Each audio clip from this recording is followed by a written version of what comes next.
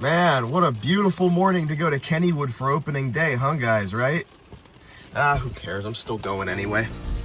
6 hours later. Man, it is a good day to be purple.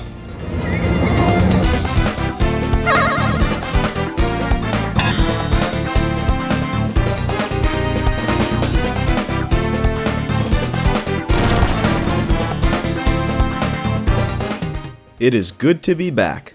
Coaster season has returned, and you know that means I was at Kennywood for Pass Holder Preview Day, because aside from getting back on all the rides, we had a lot more to look forward to this year.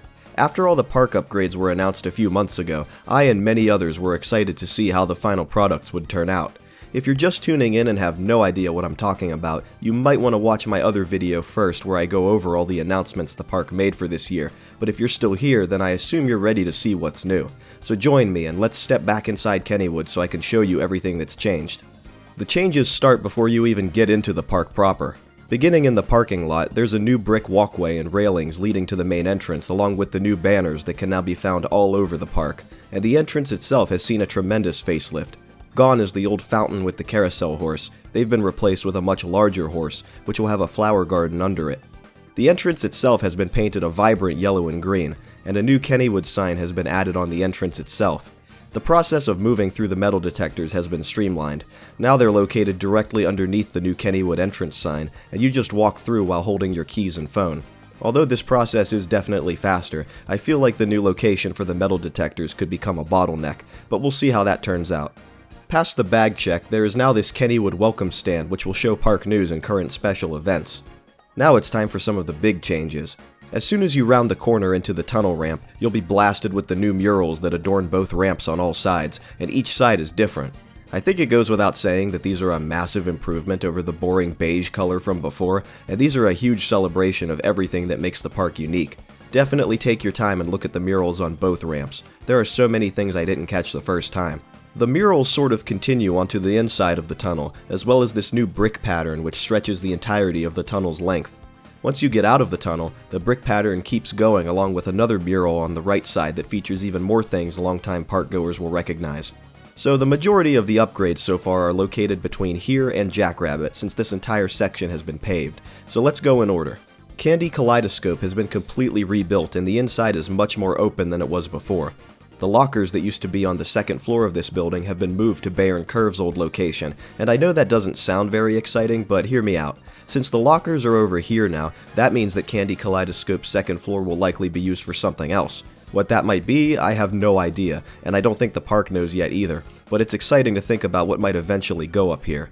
The windmill has been painted the same yellow as the entrance, and there's a new photo op in front of it.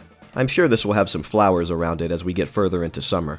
Next to that, the old cottage restrooms have been completely rebuilt, and man did they need it. The old ones were so outdated, so I'm glad this was addressed. Now we get to Old Mill's new exterior, and this is more like it, way better than the way the ride was in 2020.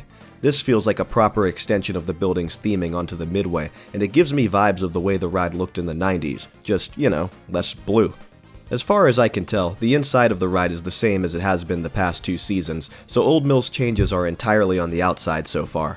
Many buildings along here have been repainted, including several game stands and the main Kennywood gift shop. It's definitely more vibrant, and it's gonna say gift shop right there under the arrow, trust me on that, it was in the concept art. Next door, the neon refreshment stand has been updated with some new colors and new lights and tables behind it. This is a good time to bring up the new way the park is handling the souvenir cups this year. Scattered around the park now are Pepsi refill stations. By scanning the QR code on the souvenir cups, you're given about 20 seconds to fill up with any drink of your choice, and it caps you at exactly 20 ounces. I'm glad to see the park has finally moved past the infamous 99-cent refills, and I hope this new system is here to stay as it's much faster than before, and it beats waiting in a long food line just for a drink refill. Back to the Midway, Jackrabbit has seen some huge changes such as a new entrance. In addition to the new black and gold archway that marks the main entrance, there's a rabbit on top of the station, very reminiscent of the way the coaster looked when it was new. This, combined with the station's neon lights, gives the coaster's exterior a gloriously retro appearance. Now for the best part, the new mural in Jackrabbit's queue. The side of the Penny Arcade has been made into a mural celebrating past rides and attractions. For those of you who are total Kennywood nerds like me, I'm sure you'll recognize all of these, and it's great that the park made something where there was previously nothing. Of course, some more big news that everyone's looking forward to. The return of Kangaroo is fast approaching, and the new ride plot is looking like a huge improvement over the old one. It looks more spacious than before, and that backdrop is really coming together. I'm so hyped to see what it looks like with the neon. I appreciate the Kangaroo silhouettes on the control booths, and this overall feels like the park is really celebrating the fact that this ride is coming back, as they should. The queue has been moved mostly into Paratrooper's old plot, which is an improvement since Kangaroo before didn't have much of a queue at all, but it also makes me a bit sad since it pretty much confirms that there's nothing going into Paratrooper's old spot. Not for now at least. I'll have a whole video on Kangaroo when that reopens, so we'll get there next month provided everything stays on track here. The new beer garden has had a lot of work done, but there's still a ways to go. Remember that these park upgrades are supposed to be spread across this year and next year, so it's not realistic to expect everything to be done yet, though I am impressed with just how much they were able to finish in time for park opening. Now, let's talk repaints. Phantom is purple now, and if I had $1 for every time I mentioned that on this channel, it would probably pay for my season pass. But anyway, the purple looks excellent, and I'm just happy the park cared enough to get this thing painted at all. Phantom's running great as ever, and I'm sure I'll marathon it a bunch of times this summer. Now, can we please get some purple Phantom merch in the gift shops? Please and thanks. Similarly, Thunderbolt looks the best it has in decades, and the red railings make it stand out more than ever before, but sadly it wasn't running opening day. Thunderbolt is being outfitted with a new brake system, and obviously that's not a quick process, but it means that when it does reopen, the coaster will be back to 2-train ops, after only running 1 train for several years.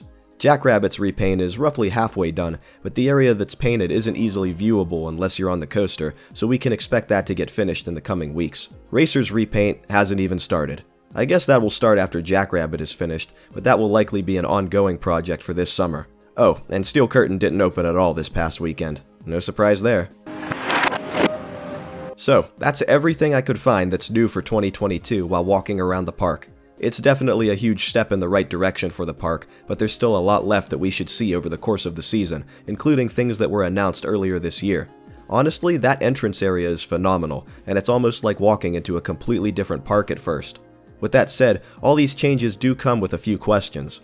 Will other areas of the park receive similar upgrades in the future, such as Lost Kennywood? Are there any other new additions in store the park hasn't told us about yet? And what the heck is going on with Steelers Country and the giant storage room known as the Steelers Experience Building? Hopefully we get answers to these questions as the season goes on, but we'll have to wait and see. Now then, how do all of you watching feel about these changes to the park? Are you as impressed as I was, or do you feel there's still some work to be done? Let me know down in the comments, and hopefully I'll run into some of you at Kennywood this year. I do go there way more than any one person should. With that said, I hope you all enjoyed this video. Thank you so much for watching, and stay tuned for more coaster content in the near future here on Rampaging Rex Productions.